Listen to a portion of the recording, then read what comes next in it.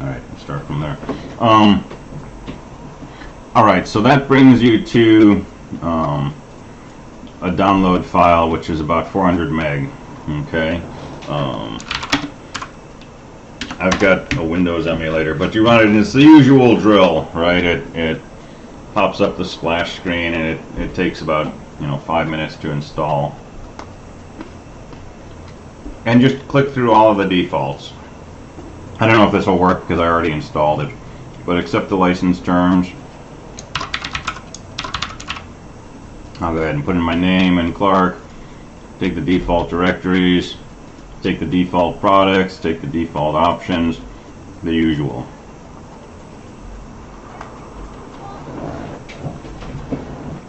Okay, the defaults install this under your C drive in a file called Aldec.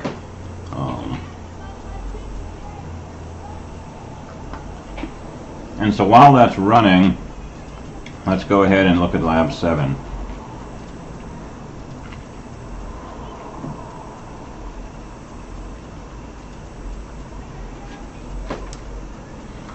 So that's weird.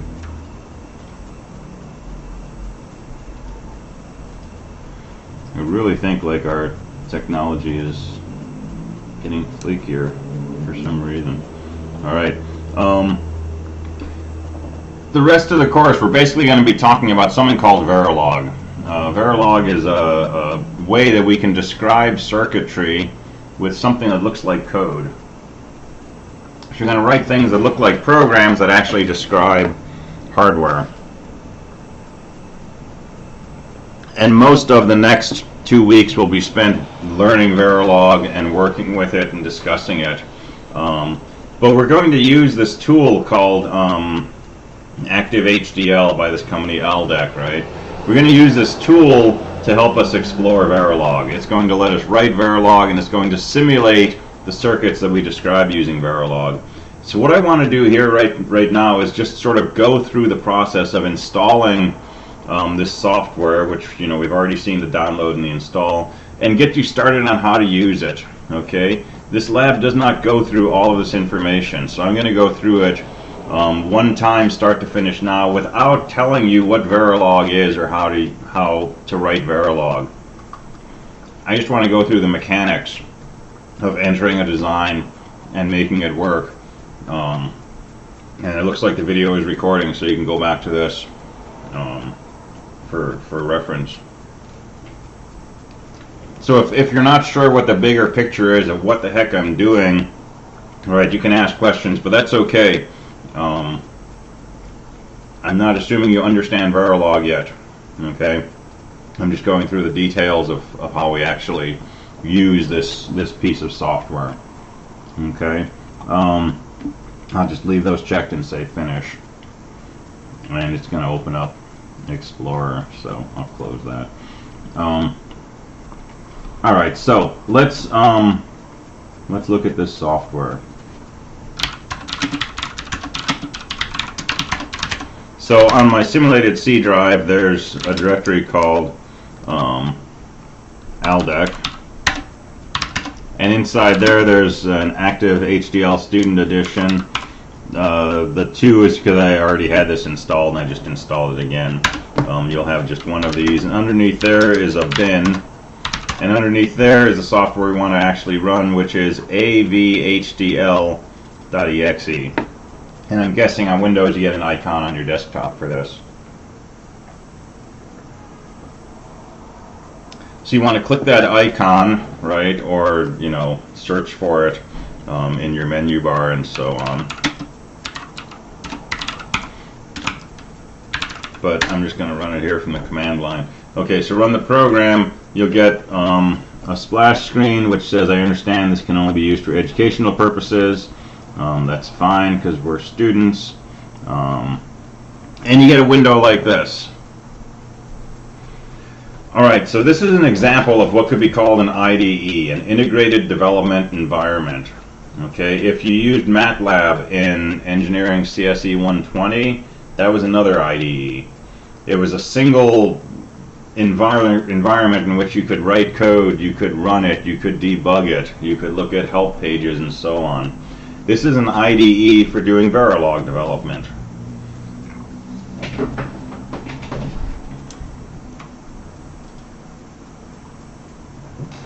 All right, and so all lab computers have ActiveHDL installed. Well, you don't have access to the lab computers, but you can download a free version from Aldec.com. I gave you the link to it already.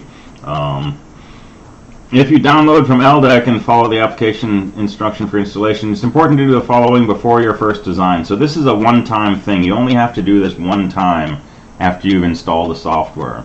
Go to Tools, Preferences, Access to Design Objects, etc. This is just a quirky thing. So let's take care of this. Let's go to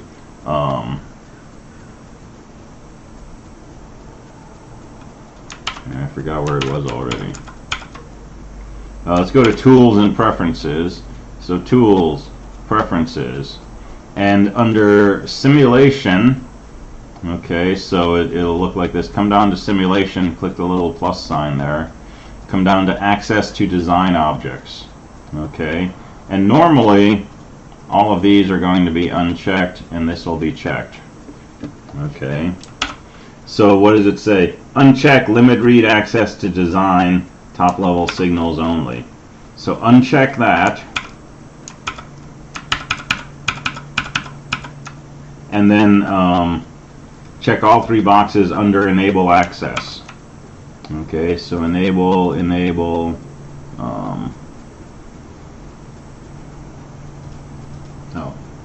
check all of these. Alright, so uncheck that one, check these, and say apply. And this is the only piece of software I've ever encountered where you have to actually say apply separately from saying OK. Usually if you say OK, it automatically applies. This software, there seem to be things where you have to actually say apply and then you can say OK. Okay, so that's a one-time setup. It's just some magic that we do and then we don't have to think about it again. Alright, so let's make a new project, okay, without necessarily knowing what this means. So I'm going to say File, New, and I'm going to say New Design. I want to start a new circuit design. And I'm going to say Create an empty design. Okay, so take that first box and say Next. And down here under HDL language, it's going to say VHDL. Change that to Verilog. So there's two dominant design languages. One is called VHDL, the other is Verilog. Verilog is probably the better one to be learning. It seems to be more popular these days. So we'll do Verilog, leave everything else as it is, go through Next. Let's type the design name. Okay, what should we call this design? I'm going to call it Summer because it's a nice summer day out right now. It's going to put it in this directory by default. That's probably a good default. But if you want your file somewhere else, you can do that. Okay, and this is what we're going to do every time we start a new design. If you're doing a homework question, question 3, write Verilog code for such and stuff, start a new design. Okay, separate directory, so on and so forth. Okay, I'm going to say finish. I've got a bunch of stuff over here I'm not going to worry about. Okay, I'm going to say File, New, and let's make a new Verilog source. Okay, File, New, Verilog source. And I'm going to get this little wizard out here. Okay, leave that checked, say Next. And what am I going to call this? I don't know. I'm just going to call it exactly the same thing as my design, so I don't have to think about it. This is optional, I'll leave it blank. And so now I'm designing a system diagram for my circuit. Okay, this is a system diagram I'm going to build. There's the box. I'm going to put down inputs and outputs. So let's make an AND gate. Okay, so I'm going to say I want a new port. I'm going to call it A. This is going to say it's an input. If I say it's an output, it'll come out on the right. So let's make A an input, and then I'm going to make another input. I'll type the name B, And then let's make an output. I'll call it Z, and I'll label that as an output. Bingo, there's a system diagram. 2 inputs and an output. Now we haven't said what A, B, and Z are, what a 1 means, what a 0 means. So, you know, this wizard would lose points from me on the lab. But this is, you know, basically a system diagram. 2 things go in, 1 thing comes out. Okay, I'm going to say finish. It's going to write all this stuff for me. Okay, these are comments. And you notice it's got my name, Nick, it's got my company, Clark College. Why? Because when I installed the software, I told it my name was Nick and my company was Clark College. Alright, and it's got the date. And it tells me, you know, the directory and the file name of this and so on and so forth. And there's a place where I can write in a description of this circuit. I just lost my window though. I think I just lost the ability to type.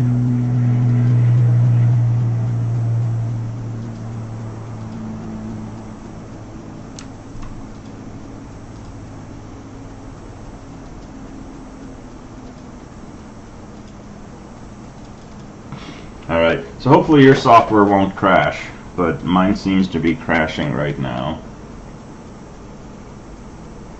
So we'll give it a minute. I won't give it a minute.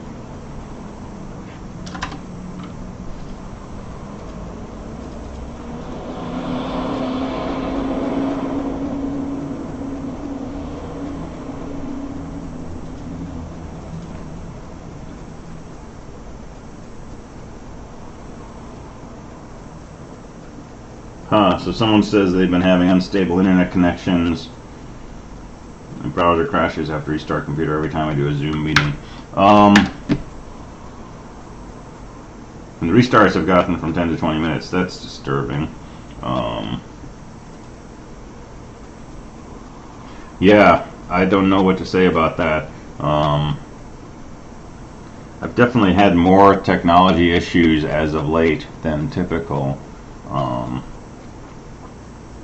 And I don't know why that is.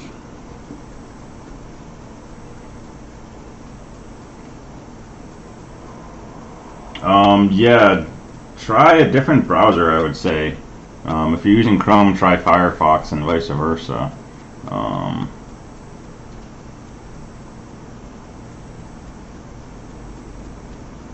Zoom is the de facto standard. It hasn't been agreed upon or voted upon. It just seemed to be what people navigated towards, and I would definitely appreciate feedback like this, right? If you want to send me an email with synopsis of your experience using this stuff online, that would be really helpful, because, you know, we're going to do this in summer, we're going to do this in fall.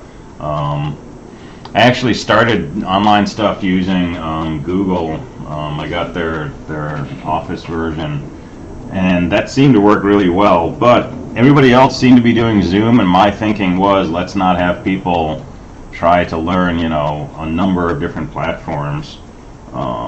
But, you know, if there's consistent feedback that Zoom is not the best solution, I would definitely like to have that feedback so we could, you know, figure out what works better. Alright, so I'm going to run quickly through these steps again. It already exists. Okay, I'll make a sum or 2. I'm going to say file new Verilog source, and I'm going to call this summer 2, and I'll make an input A, I'll make an input B, I'll make an output Z, and finish. Alright, so you know, you can type things in here.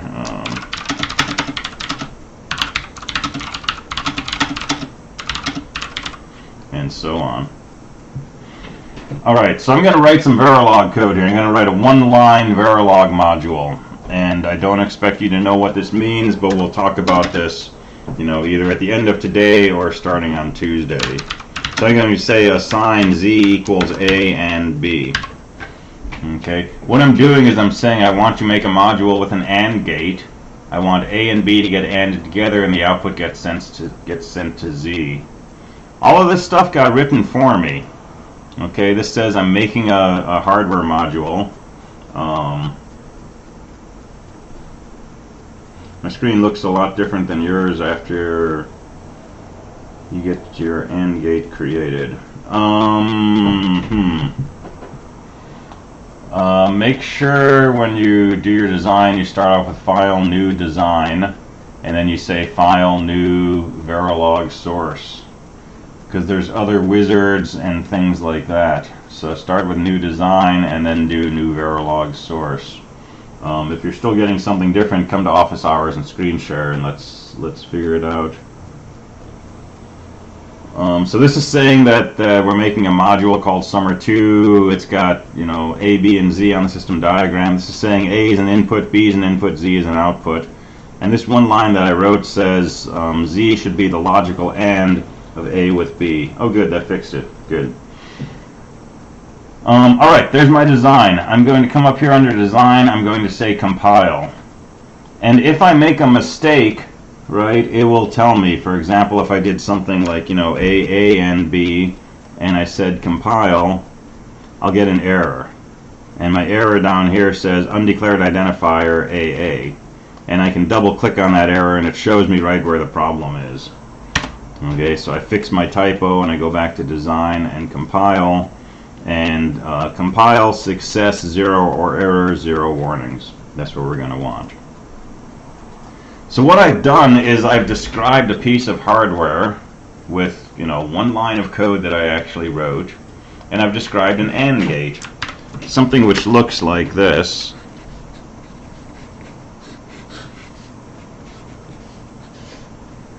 And the way this might be implemented might be something like this. Right, that's what's inside this box. So it should do a logical AND operation. Okay, so one thing we can do with this tool is we can design our Verilog code, we can compile it to check for errors, we can also simulate its behavior. And so your homework and your lab is going to be usually a pair of things that you're trying to do. You're trying to design a circuit, and then you're going to simulate it to see how it works. Okay, this is what we've done with Tinkercad all quarter. Now we're going to do it with Verilog. So I've designed my circuit and written Verilog code for it. Let's just simulate this. Sorry for the inconvenience. Okay.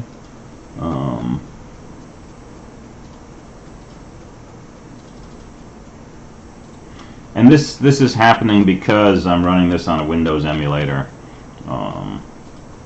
This should not be happening when you actually run it on Windows, but I mean, I'm getting all these errors from the emulator.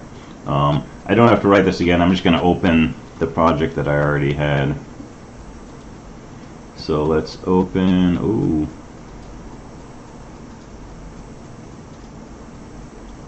Well, this may not work. I only have to get through this once. So I have a stable version of this, but it's different from yours. So I want to get through this, if possible, using the exact version that you're going to have downloaded.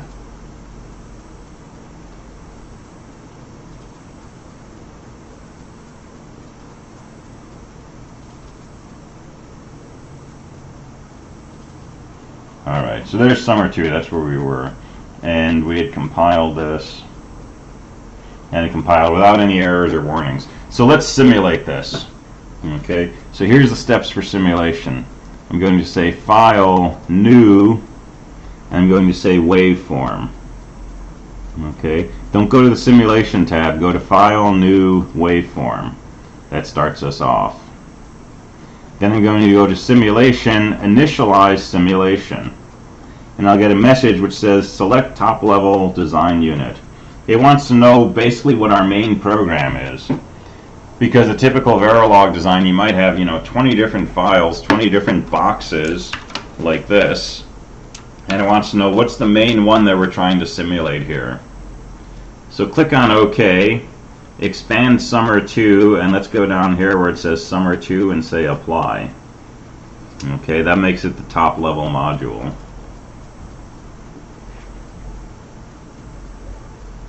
And now my window looks like this. So I'm going to take this input A and drag it over here, and this input B and drag it over here, and this input Z and drag it over here. Okay, this is going to make timing diagrams for us. Here's two inputs, here's an output. If I hit this button right here, just to the left of where it says 100 nanoseconds, it will run my simulation for 100 nanoseconds.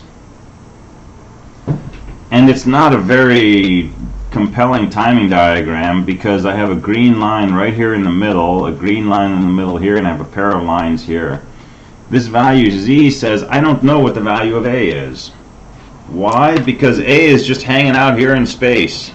It's not connected to anything, B is not connected to anything, so I don't know what the inputs of this are, so Z could be high or it could be low. So we've got a line up here for high and a line up here for low. Okay, so we have to stimulate the inputs. We have to say, what should the input values be? So the next step is to add stimulators. So I'm going to right click on A, and I'm going to say stimulators. And I'm going to click on signal A, and I'm going to click where it says clock, and I'm going to change this 100 nanoseconds to just 20 nanoseconds. So now I've got a 20 nanosecond clock driving pin A. And if I right click on B and say stimulators, I can make this a clock, and let's make this a 10 nanosecond clock. And I'll say apply and close. Okay, so what am I doing now? I'm setting up the input A to be a clock that goes up and down every 20 nanoseconds, and I'm setting up B to be a clock that goes up and down twice as fast, every 10 nanoseconds. So A is going to look like this. B is going to be twice as fast.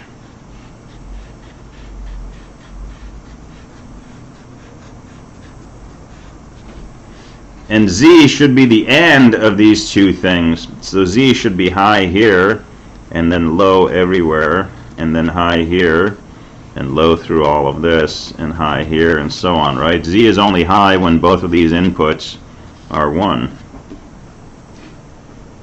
So if I was analyzing this circuit by hand, and I stimulated A and B like this, I'd expect Z to be like this. So this tool does this for us. Alright, so let's close this. Let's restart the simulation. And I'm going to click this button here next to the 100 nanoseconds. This will run this for 100 nanoseconds. And there's our waveform. Okay, A is staying low, going high for 10 nanoseconds, low for 10 nanoseconds, and so on. B is low for 5, high for 5, low for 5, high for 5. And Z is doing the logical AND. Right? When both of these inputs are high, Z is a 1. And when either or both inputs are low, Z is a 0. So that's confirmation that our circuit is working correctly. And this is, you know, like kind of like an oscilloscope. It's more something that would be called a logic analyzer. A logic analyzer is a piece of hardware like an oscilloscope, but it shows you basically timing diagrams for different points in your signal. And so this is nanoseconds going across the top, right? There's 100 nanoseconds right there. And I can click anywhere I want, and this will tell me how much time has passed. So this is 56,550 picoseconds. Well, that's 56 nanoseconds. And wherever I click, I'll see the values of these signals over here under the value column. So right here, for example, A is a 0, B is a 1, Z is a 0. Well, that's what that's showing me right there. Over here, A is a 1, B and Z are 0. Over here, A and B are both 1, and Z is a 1. That's what we're seeing right there.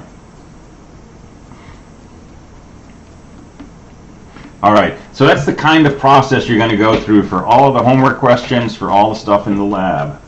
Okay, so you're one time going to download and install this piece of software. You're going to one time do that special setup where you say allow access to design objects. And then for each circuit that you want to develop, you're going to, let me close out of here.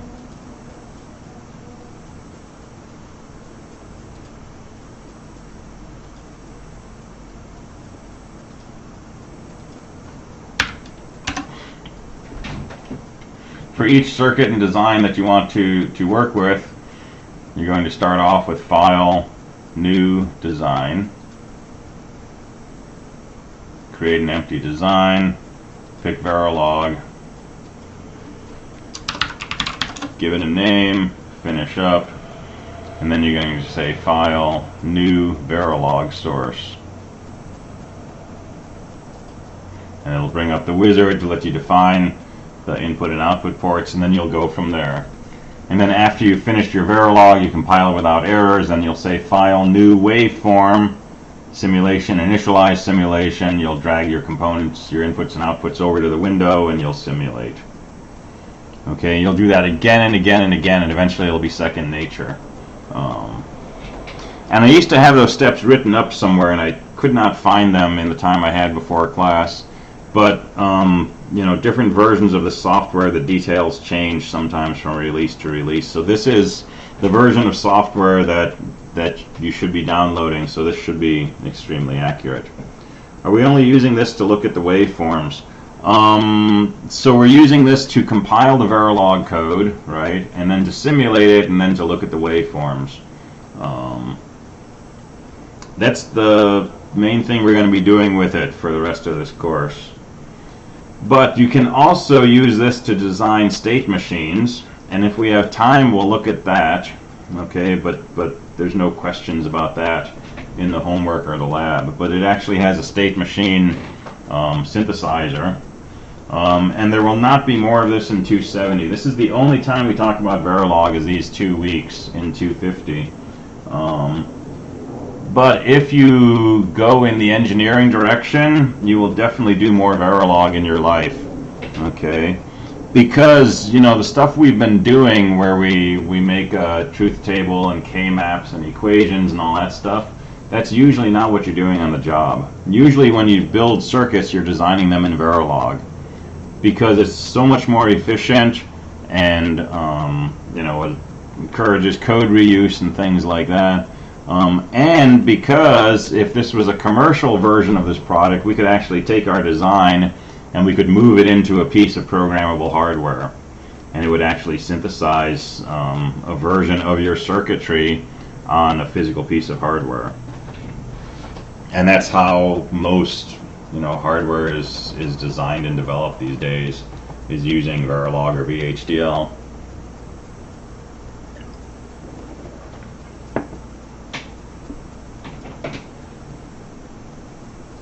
All right. So questions about you know, procedural issues of doing this, and it will take, you know, trial and error when you start actually doing this with the tool.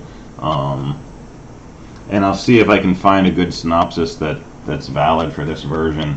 But those are the steps, right? And they'll be the same steps again and again and again.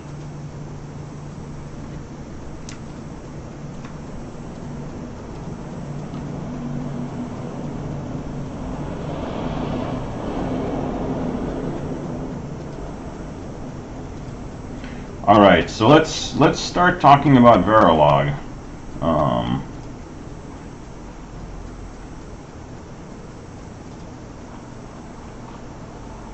So under labs, there's a section at the end of lab 7, after lab 7, labeled Introduction to Verilog. Okay, this is probably a worthwhile document to make accessible to yourself. This was something I put together a few years ago to try to introduce people to this idea of a hardware definition language.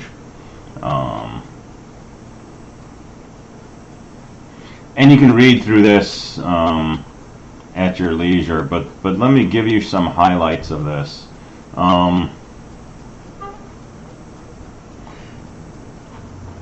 This is a typical Verilog module. Okay, module name, input, output, wire, miscellaneous statements. We saw z equals a, assign z equals a ampersand b, things like that. This looks a lot like code. Okay, this is how we write comments in C. This is also how we write comments in C. We have declarations of variables. We have if statements, right? We have this ternary operator, if you know this from CSE 121. We have operations like an @ sign and an or. We have things that look like function calls. Okay, this looks a lot like a programming language. Okay, but it's not. And so here's the most important thing I can tell you about Verilog, and I'm pretty sure I have this written in the very beginning.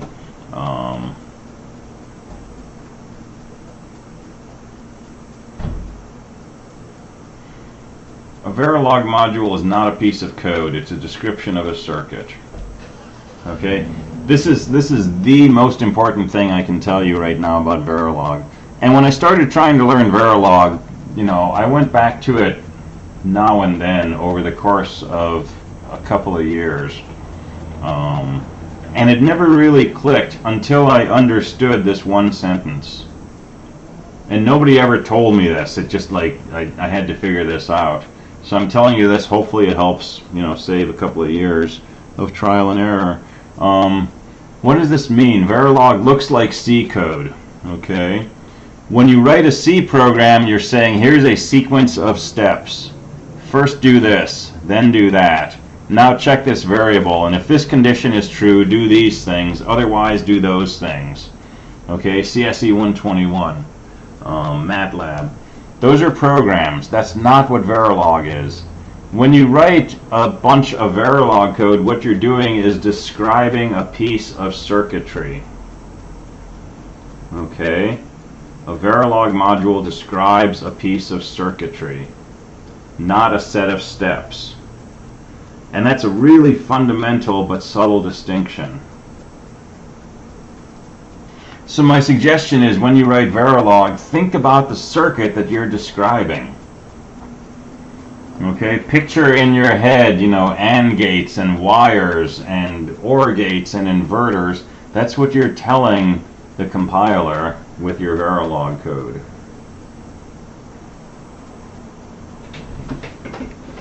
So we'll slip into the language of programming sometimes, right? But always come back to this idea we're describing a physical piece of circuitry, not a set of steps to be performed.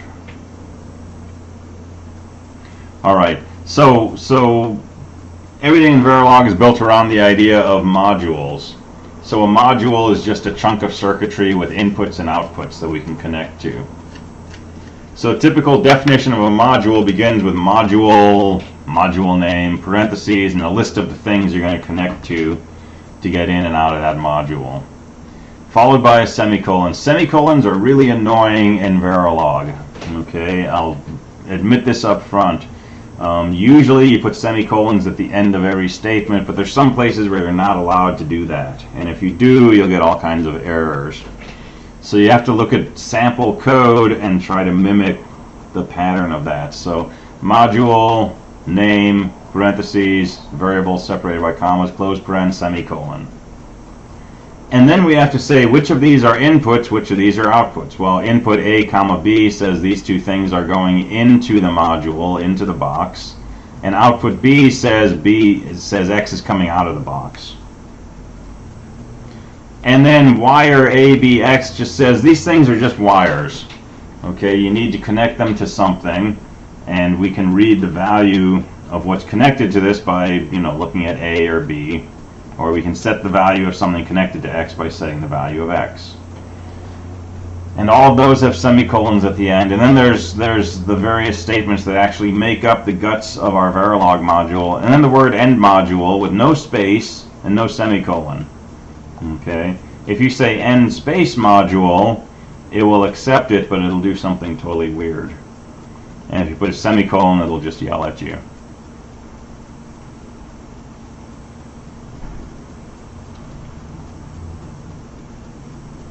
All right, Spaces are mostly ignored, except between end and module.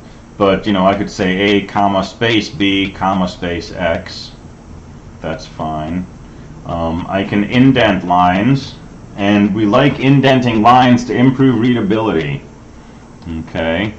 If you make everything flush left, it's a little harder to read. If I'm starting a module here, and I'm ending a module here, it's useful to have everything in between indented a little bit. Because when I'm scanning my code and I see my module starts here, I can pick up everything that's part of that module by just moving down until I get to something that's not indented. If I have an if statement, it can be useful to indent the stuff that happens in the if statement. So this is like coding stuff, right? Like CSE 121. We can put comments in our code, so we can say /* a bunch of stuff and */ everything in between is a comment. Or you can say // on a line and write a comment right there. And comments are useful, right? They have no effect on how the code actually gets compiled, what the hardware looks like in the end, but they're for humans to read. Okay. For example, A and B are the two button inputs.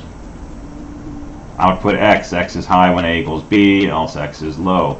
Somebody reading this can see right here what the behavior of X is, right? They can see right here, oh, A and B are going to get connected to buttons.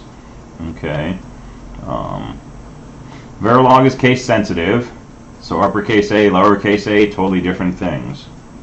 So be careful of that. And that's also, most modern programming languages, same thing.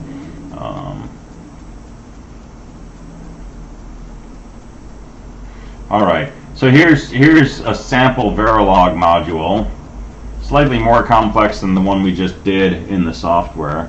This is a module called myAnd, and it has 4 connection points, A, B, C, and X. A, B, C are inputs, X is an output, and here I'm saying assign X equals A, ANDed with B, ANDed with C.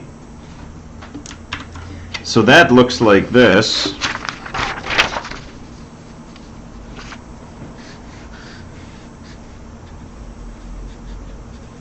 Here's my AND. Here's inputs. Here's an output.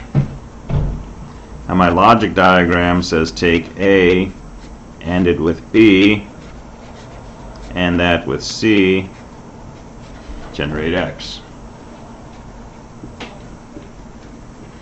Okay, logically this is how I'm thinking of my circuit, which inspired me to write this line right here, assign X equals A and B and C. But when the circuit is actually synthesized, it might make a 3-input AND gate and connect the output to X. Or it might take A and C and AND those, and then take B and AND that. Or it might make something with a bunch of NOR gates. Okay? We're not controlling how this is implemented. We're saying I want X to be A ANDed with B ANDed with C. But the software is going to decide, when I'm actually building this thing, how would I actually do that? Okay? It will be equivalent though to, A ANDed with B ANDed with C. All right, so here's our first actual lesson in Verilog language, the assign keyword. Okay, assign basically connects things together. If I say assign X equals A, that means connect a wire between A and X. So assign X equals A and B and C means somehow take this AND gate, take something, build some circuitry that can AND A, B, and C together, take the output of that, and connect it to this port X.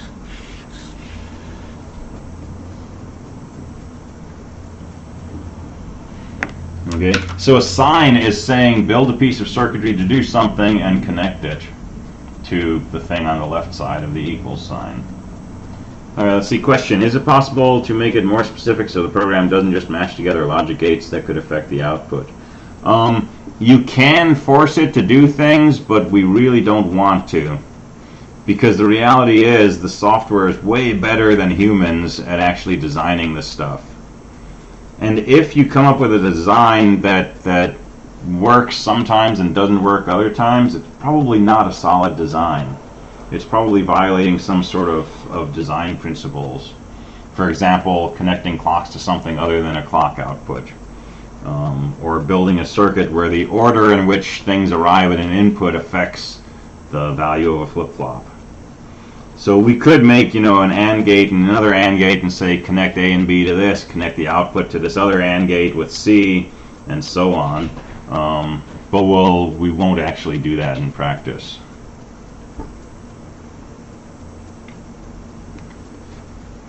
All right, so a sign says connect the thing on the right-hand side to the thing on the left-hand side. All right, so here's the second most important thing to know about Verilog. Verilog is really, really, really picky, okay? And if I write this without the assign keyword, it may still work, but it won't work well. And it may work and do something totally different from what I thought, but it might compile, okay? The assign keyword here is absolutely critical because we're trying to connect the output of this logic gate to a wire. And if I forget to say assign, I may not get a compile error. I will in this case, but in other cases I might not. But it might not be a correct circuit anymore.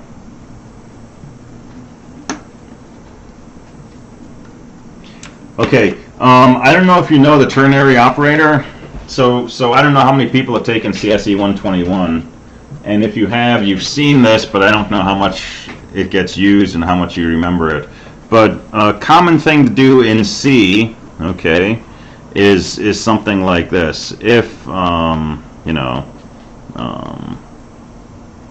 is bigger than B, this is not C anymore because I'm writing pseudocode. If A is bigger than B, then x equals 5, else x equals 100. Okay, suppose we want to do this. If A is bigger than B, set x equal to 5, otherwise set x equal to 100. So in C, we could say something like, if A is bigger than B, x equals 5, else x equals 100.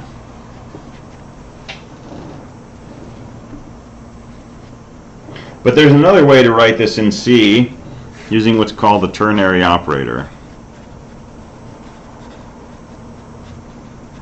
And when I learned this, it was called interrogation. And this is a shorthand. We can say x equals A bigger than B, interrogate 5:100. This is just a shorthand way of writing that. It says evaluate this condition, and if this condition is true, let's use the thing to the left of the colon, x equals 5.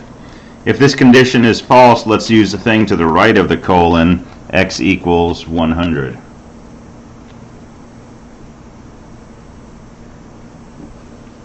So we can think of this as condition, interrogate, true statement, colon, let me call them values.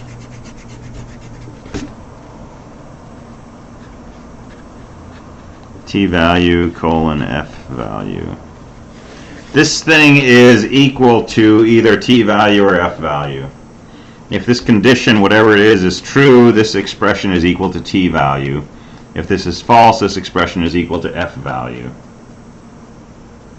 Okay, so that's a C thing that also exists in Java. It's in most reasonable languages. We can use this in Verilog, and we can use it in an assignment statement, and that's really, really powerful. Okay, because we're not ready to talk about if statements in Verilog. Ifs are something very different in Verilog from what they are in C. But this ternary operator is really useful in assignment statements. So we can write something like this. If select equals 1, then assign out equals in 1, else assign out equals in 2. We can write that as this ternary operator.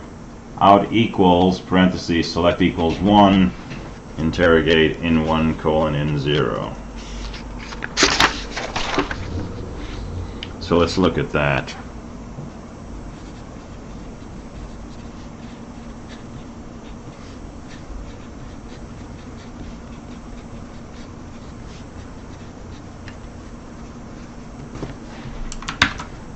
So assign out equals, parentheses, select equals equals 1. So equals equals, this is a comparison. When you want to compare two things in Verilog, you use a double equal sign. This is the same thing that we find in C and we find in Java and so on. So single equals is when we say assign out equals something. Double equal is comparing. So this one statement says build a piece of hardware so that if whatever this thing select is equal to 1, we assign out to be in 1. Otherwise, we assign out to be in 0. Well, think about what this means. I said assign says connect a wire.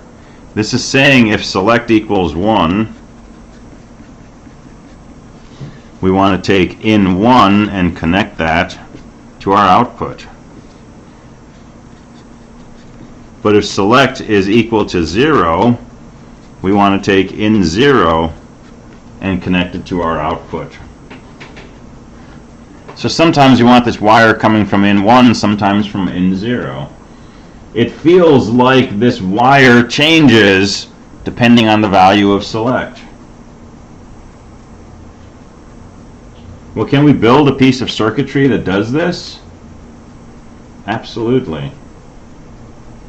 And we've already seen such a piece of circuitry.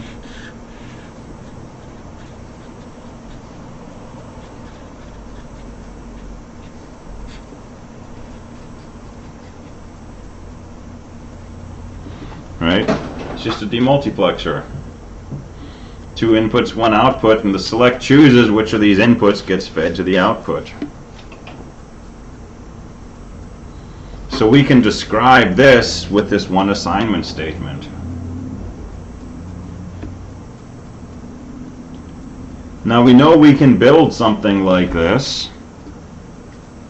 We can make a truth table.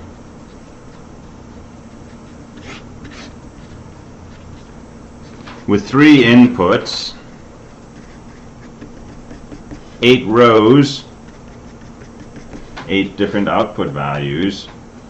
We can make a K-map, we can simplify, we can write a sum of products, we can build something together, right? We know how to do that, we've known how to do that for weeks, but in Verilog it's just one line. And the compiler and the synthesizer, when they try to turn our code into an actual circuit, will decide, should I build, a bunch of AND gates and OR gates and inverters? Should I find a multiplexer somewhere inside my device? Should I do something different, right? But the behavior of our circuit in response to this will be something that logically looks like this, a 2 to 1.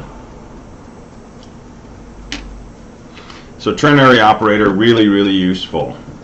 Okay, it's going to make our life a lot easier.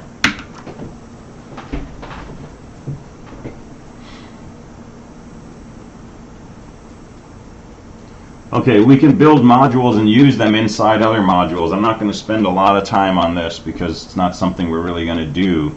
But for example, we could make this multiplexer module, right, my select, that takes 2 inputs and the select generates an output. And it consists of, this one assignment statement. And we could make a main module that has, an AND value. That's an AND of A and B, an OR value, that's an OR of A and B, takes a function input, and then uses that to select either the AND value or the OR value to send to the output. So I don't want to bog down on the syntax of all of this stuff.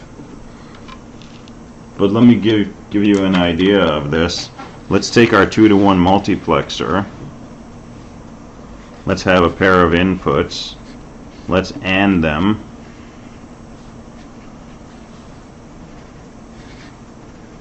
Let's also OR them.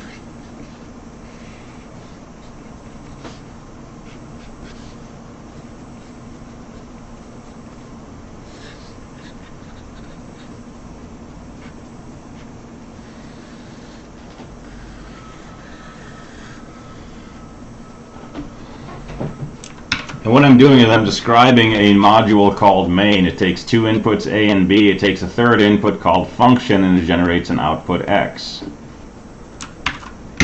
And what does this block do, right? Block diagram, 3 inputs, A, B, function, 1 output X. But what does this do? It chooses what to do with A and B. If I set my function to 0, X will be equal to whatever's coming in here, which is A ANDed with B. So this thing acts like an AND gate. If I set my function to 1, X will be whatever's coming in I1, which is the output of an OR gate coming from A and B. This is equal to A or B. It's acting like an OR gate. So this block is a piece of logic that can do ANDs and it can do ORs.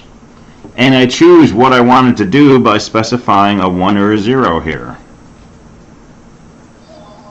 So if I put a 0 in here, it's an AND gate. If I put a 1 in here, it's an OR gate. Okay, this is the start of something that we might call an arithmetic and logic unit. This is chapter 9, which we'll come back to at the end of the course if we have time. This is part of the heart of a typical computer. Typical CPU is a block that can do different logic operations, different arithmetic operations. This is a simple ALU that can either do an AND or an OR. And to implement this in Verilog just takes a little bit of code. Right? Here's my AND of A and B, here's my OR of A and B, and then I say, give me an instance of this mySelect, this 2-to-1 multiplexer I defined up here. Let's call it U1, okay, that's the component ID. Let's set input in0 to the AND value, so that's the output of my AND gate. Let's set input in1 to the OR value. Let's set the select value to this function input, and let's set the X output to my X output. And so this mySelect U1 statement is cobbling together this piece of circuitry.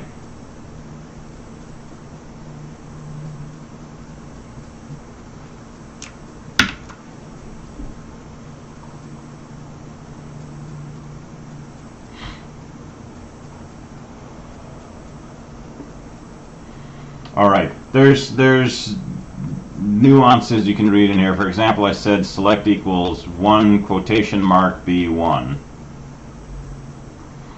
That's a way to specify a bit string in binary. So 1 quotation mark B1 means a 1-bit number equal to 1. If I said 8 quotation mark B00001111, that means an 8-bit number comprised of those bits. If I said 12 quotation mark H for hex 1F0, that's a 12-bit number corresponding to the hex number 1F0.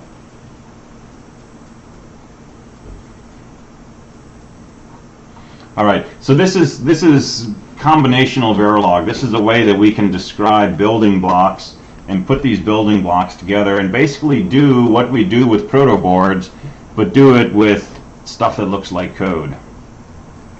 And that's kind of fun, and it's definitely more convenient than putting wires into holes on a proto board, or even dragging and dropping wires in Tinkercad.